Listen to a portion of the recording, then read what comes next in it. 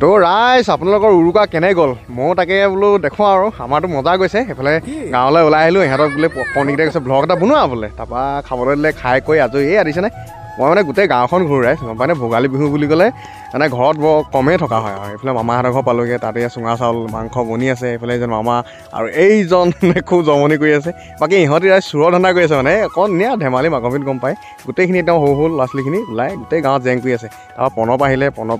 বাহিৰত থাকে তাৰপৰা এয়া আমাৰ ফলোৱাৰ্ছ আহিলে বোলে ভাইটিকেইটা এইটো দিছেনে বগা হৈ গৈছে কি এইফালে আইতা আৰু মানে গাঁৱত মানে এইটোৱে ভাল লাগে একদম মই মানে গাঁৱত আৰু প্ৰত্যেকৰ ঘৰতে যাওঁ চবতে অকণ অকণ খাওঁ ৰাইজ গম পায়নে আৰু খাই খাই পেটোৱা হৈ গৈছোঁ দেখিছে এইকেইটা গোটেইখিনি খুচুৰা পইচা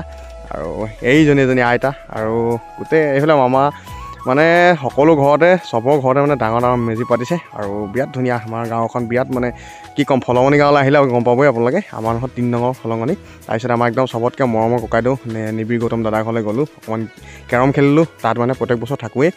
এইফালে আকৌ সেইফালে মামা এজনৰ ঘৰলৈ আহিলোঁ আৰু ইহঁতৰ মানে 2টা বাজিলে যদিও ইহঁতৰ ধান্দা শেষ হোৱাই নাই মানে গোটেই গাঁওখন ঘূৰি সিহঁতে জেং লগাই আছে ৰাইজ